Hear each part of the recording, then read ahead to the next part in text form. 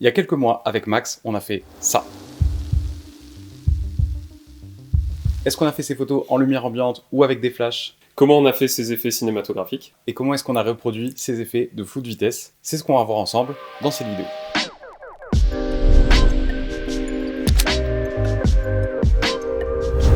En fait, il y a quelques jours sur Insta, je vous ai demandé si vous aviez des questions en rapport avec les photos qu'on a fait avec Max. Et du coup, j'ai toute une liste de questions, voilà. Et du coup, on va y répondre tranquillement avec Max, si t'es OK. Ouais, je suis OK. Ok. Il y a beaucoup de questions. Du coup, moi, c'est Max. Du coup, je suis modèle depuis à peu près 5 ans. J'ai fait du théâtre aussi à côté. Du coup, ce que j'aime bien dans la photo, c'est voilà, jouer un rôle, aussi rencontrer différents photographes avec leur univers et tout ça. Donc, t'as fait du théâtre, donc j'ai un peu l'impression que ça nous a peut-être aidé pour réaliser ces photos. Un tout petit peu. Voilà, donc une fois que la nuit est tombée, j'ai cherché le bon emplacement. Donc le bon emplacement, pour moi, c'était quoi? Pour moi, c'était, tu te rappelles un peu, c'était, déjà, il y avait ta voiture. Ouais, Voilà. il y avait ma voiture. J'étais Ta venu en voiture. Voilà, ta voiture qui est noire, ce qui m'arrangeait bien. Ouais. Je pense qu'avec une voiture blanche, ça aurait été un petit peu moins dans mon style. Mais Faut dire qu'on l'a repeint exprès pour on le l'a shoot. repeint exprès pour le shoot, c'est vrai.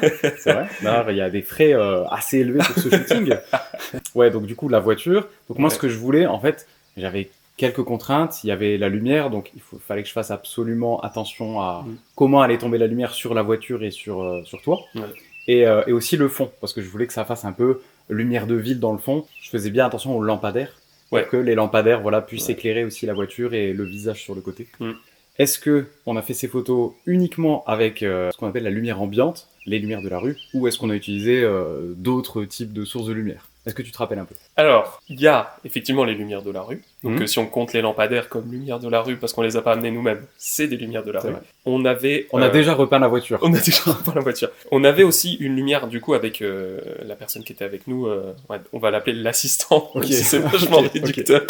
Mais du coup, qui avait une lumière en plus. Voilà. Donc, On avait... moi, cette assistante, je lui ai donné un flash. C'est Voilà. ça. Donc, elle a un flash sur lequel j'ai un bol réflecteur. Et sur ce bol réflecteur, j'ai mis une gélatine bleue. Je sais pas si tu te C'est rappelles. ça, la Voilà. gélatine Donc, il y a une bleue. gélatine bleue. Donc, quand tu vois ce genre de photo, voilà, il y a la petite gélatine bleue.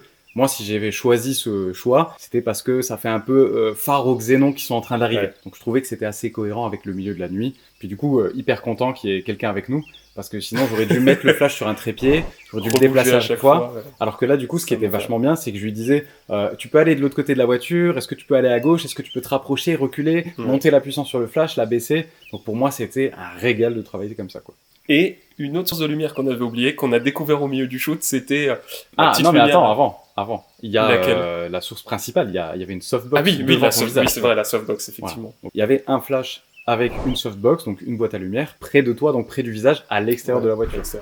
Après, toi, si jamais t'as pas envie de t'embêter avec deux flashs comme on a fait nous, tu peux très bien, c'est ce qu'on a fait au tout départ, les premiers tests que j'ai fait, si tu te rappelles. Donc, on a calé la voiture comme ça parce qu'il y avait un lampadaire. Ouais, il y avait le lampadaire Voilà, dessus. on a calé la voiture en fonction du lampadaire. Et du coup, s'il n'y a pas la softbox, ça peut faire ce genre de rendu. Donc, comme tu vois, ça marche aussi. Max, il a quand même la lumière qui vient directement sur le visage. Donc, ça marche. Voilà, t'es pas obligé d'utiliser un flash. C'est juste que, voilà, pour nous, c'était un peu plus facile de pouvoir moduler un petit peu comme on voulait. Du coup, il y avait aussi la lumière de ma voiture. C'est la lumière au-dessus du tableau de bord, quoi. Le plafonnier. Le plafonnier, exactement. C'est vrai que c'est là... On l'a découvert, genre, je sais pas, vers le milieu du shoot. Il m'a dit, t'as pas une lumière dans la voiture en plus, et on a testé. Et du coup, ça descendait sur le visage, donc c'était plutôt pas mal. C'est clair. Oui, donc voilà, en fait, pour répondre à la question, c'est ni du flash, ni de la lumière ambiante, c'est un mix des deux. C'est ça. Et c'est ça qui fait que, voilà, pour moi, ça marche, c'est cohérent. On n'est pas sur un truc où on se dit, le fond est tout noir et juste le modèle est éclairé. On est quand même cohérent, voilà, on a essayé de faire un rendu un peu cohérent pour que justement, et du coup, voilà, là, ça me fait réaliser, en fait, mon rendu, pour moi, il est dans ce cas-là bien fait. Si les gens ont le doute que ce soit fait, tu vois, avec les lumières de la rue. Se pose la question justement. Est-ce que... c'est ça. En fait, on avait une équipe technique de 50 personnes derrière et tout ça. On avait déjà mis un gros budget pour repeindre la voiture. Hein. Ensuite, une question qui est pas mal revenue aussi, c'est quels sont tes réglages? C'est pas dur, je vais te les donner, ils sont là. Il y a deux types de réglages différents. Il y a d'abord les photos un petit peu posées, pas posées. Et il y a aussi, à la fin, des réglages différents sur tout ce qui est effet de flou de vitesse. Ça, on en parlera un petit peu plus tard. Donc là, je vais vraiment te donner les exifs, donc les réglages, sur les 80 premiers pourcents du shoot. Du coup, c'est fait soit au 35 mm, soit au 85 mm, donc soit assez large, soit assez serré, un peu plus serré sur le visage. Pour la vitesse, j'ai utilisé une vitesse de 1/160e de seconde. Alors pour le 85 mm, c'est bien. Pour le 35 mm, j'aurais peut-être pu descendre encore un petit peu, histoire de moins monter dans les ISO. J'ai l'habitude sur des séances photo type un peu reportage, parce que là on est sur du posé, mais en même temps, moi je bouge quand même beaucoup, toi tu bouges aussi beaucoup, donc je préfère garder une vitesse un peu plus élevée, quitte à monter un peu dans les ISO, c'est pas grave. Donc voilà, 1 160e de seconde. En plus, comme j'utilise un flash, il faut absolument être en dessous de la vitesse de synchro flash, donc 1 160e, c'est parfait. F2.2. Et pour les ISO, ben, ça dépendait si j'étais plus loin, plus proche, comment j'avais bougé les flashs, mais en gros j'étais entre 800 et 3200 ISO en permanence, donc voilà. Est-ce que tu avais un filtre sur ton objectif? Très bonne question. Et j'ai la réponse. C'est un... Effectivement, tu avais un filtre. Du coup, c'est un Black Pro Mist. Oui, c'est ça. C'est ça. Ouais. Black Pro Mist 1 quart, exactement. Alors, c'est un filtre, moi, que j'ai depuis un moment, et qui coûte presque aussi cher que repeindre une voiture entièrement. Et voilà, en fait, c'est un filtre tout bête, c'est ce qu'on appelle un filtre de diffusion. Voilà, donc si je le mets ici, là, l'effet sera pas forcément hyper perceptible pour toi parce qu'il n'y a pas vraiment de source de lumière directe qui est dans le cadre. Du coup, quand tu as des hautes lumières bien présentes dans ton cadre, donc par exemple là, si on avait une lumière qui brillait, du coup, ces hautes lumières, elles bavent un petit peu, tu vois. Donc voilà, ça c'est l'effet du Black Pro Mist. Moi, honnêtement, je te conseille pas de mettre forcément le prix d'un Black Pro Mist maintenant. Moi, j'avais pas trop d'alternatives à l'époque où je l'ai acheté. Mais aujourd'hui, tu peux très bien... Il y a des filtres maintenant concurrents qui valent 4 fois moins cher, donc franchement, t'embête pas. Après, si t'as pas envie de mettre de l'argent, tu prends un cellophane comme ça, des élastiques, et puis tu fais ça comme ça. Ça, c'est le setup du pauvre, quoi. Ah, ça, c'est en fait, tu fais ça, tu sais quand tu fais ça? Tu fais ça quand t'as dépensé toute ta thune dans... Ok. On va quand même l'enlever. Comment obtenir cet aspect cinématographique au niveau des couleurs? Quel réglage en post-traitement pour obtenir l'effet cinématographique? Voilà, 2 grandes questions que j'ai pas mal reçues aussi. Alors, ce qui ressort pour moi de cette question, c'est assez intéressant, c'est assez typique, je dirais, des gens qui sont un peu débutants, tu vois. Sans être péjoratif, hein, juste quelqu'un qui commence la photo. En fait, il a l'impression que pour obtenir ce rendu, c'est 80% de post-traitement, tu vois. Okay. Donc, on obtient le rendu cinématographique dans Lightroom ou dans Photoshop, tu vois. Et bah toi, du coup, t'étais sur le shoot. Ouais. Et quand on regardait les aperçus derrière le boîtier, il n'y avait pas Lightroom, donc c'est vraiment sur le moment. Voilà, quoi. c'est ça. Vraiment sur le moment. Donc pour moi, 80% du rendu, il est obtenu à la prise de vue. Ouais. Et du coup, je me suis écrit, j'ai fait des petites estimations comme ça, un peu au doigt mouillé, comme on dit. Je savais que ça allait faire ça. Je savais que ça allait faire au doigt mouillé. Moi, je dirais que sur cette série en tout cas, la technique, j'ai mis que c'était à peu près 10% du rendu. Voilà. La technique, les réglages, etc., c'était 10%. Après, vraiment, le gros, c'est 25% de la lumière. Voilà, donc 25% le placement des lumières pour avoir une lumière typée cinématographique. La composition, 25% aussi. Comment agencer les éléments dans le cadre, voilà, tu vois, quel type de cadrage faire, plutôt près, plutôt loin, etc. D'ailleurs, il y a aussi, ce qu'on n'avait pas dit, c'est, on avait une... ah oui, comment on appelle ça? Le Pchitao, on va dire le Pchitao. Ouais. Et du coup, oui, il pleuvait pas ce jour-là, en fait. Il pleuvait pas. Parce qu'on voulait des effets un peu brumeux, pluvieux, etc. On a tenté la danse de la pluie, c'est pas passé. Ça marchait. C'est pas passé. Faudra qu'on revoie la technique, peut-être. Du coup, le Pchitao, c'est une bonne alternative. Et du coup, le Pchitao, il nous a beaucoup servi pour mouiller les vitres et du coup, faire cet effet, du coup, d'eau qui coule et appuyer encore plus, on va dire, l'effet cinématographique, du coup, de une ambiance sombre avec il pleut vraiment... à la Blade Runner, quoi. Voilà, un peu solitude, un peu... voilà.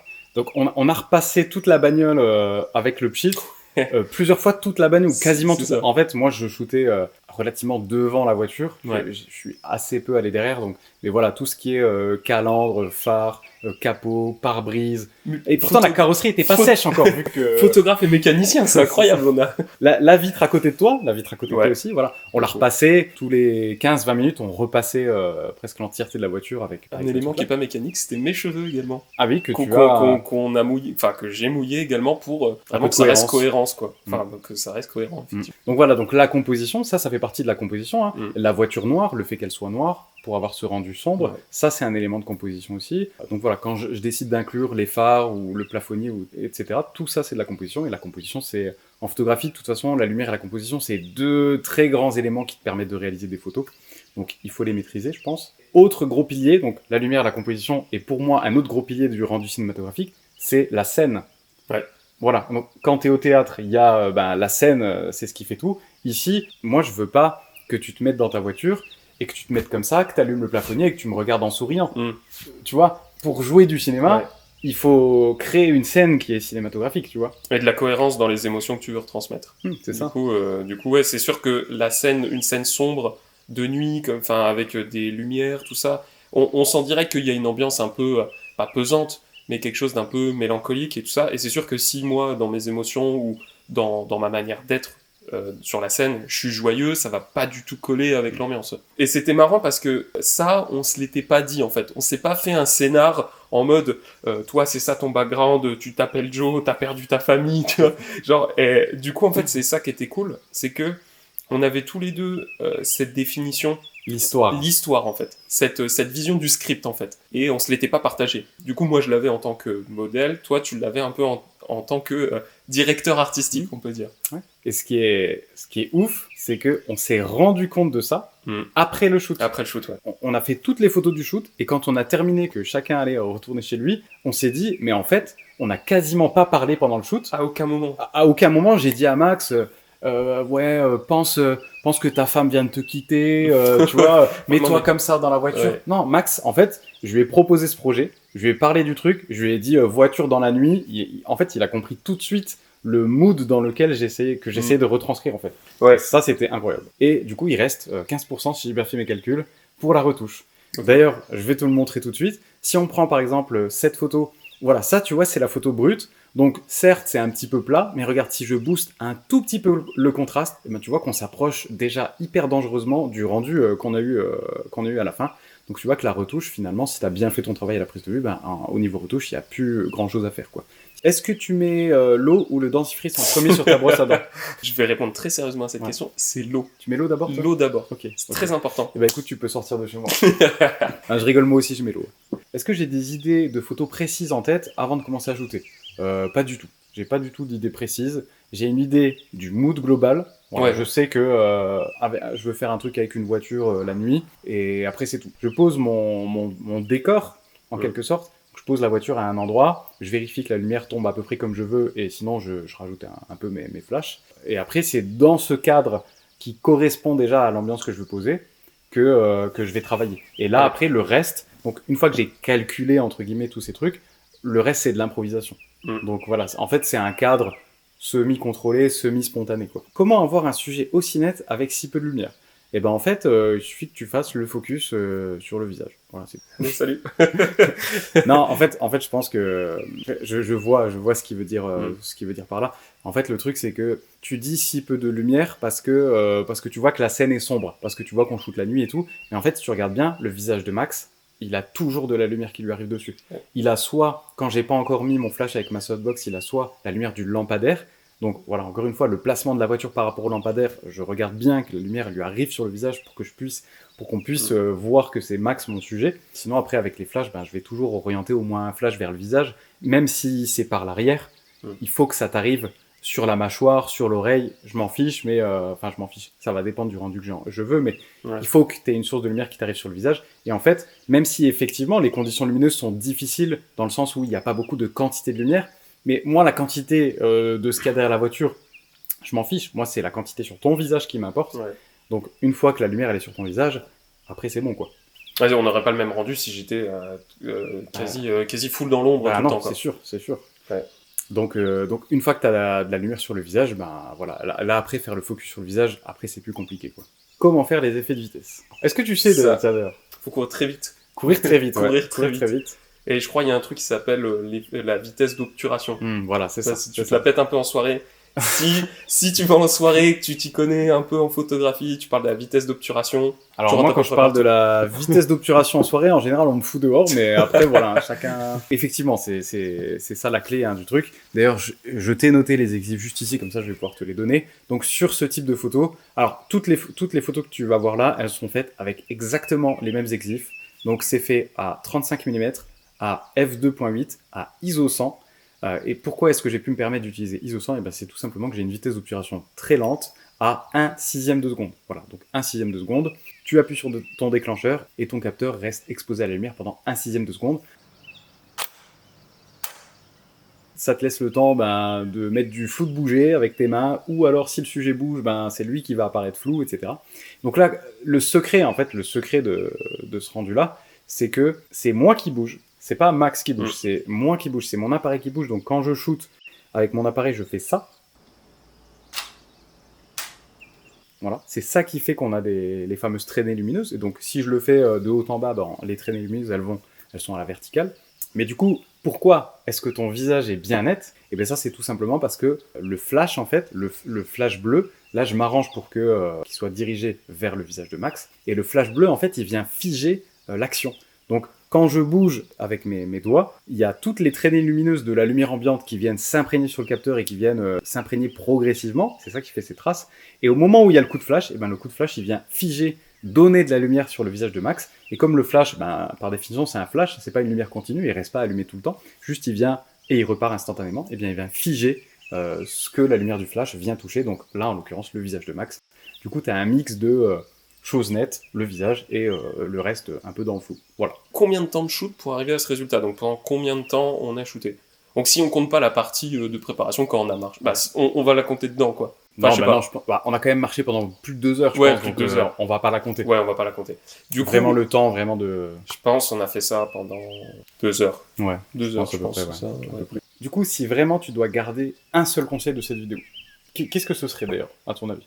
Toi qui fais aussi un peu de photos, voilà, et qui apprend aussi peut-être un peu à mes côtés, qu'est-ce que là, en m'ayant vu shooter et en m'ayant entendu débriefer un peu sur tout ça, s'il y a un truc à retenir, qu'est-ce qui te semble être le plus important?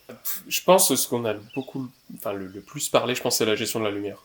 C'est gérer la lumière sur la scène, sur l'environnement, bien exposer son modèle, du coup bien comprendre comment la lumière arrive, si on a une lumière, on va dire d'appoint, enfin une lumière en complément de la scène, bien la gérer. Donc ouais, c'est gestion de la lumière.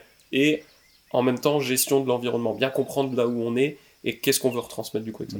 Si jamais tu n'en as pas encore eu assez et que tu as envie de me voir directement shooter un modèle sur le terrain, je t'invite à aller voir cette petite vidéo que je te mets là.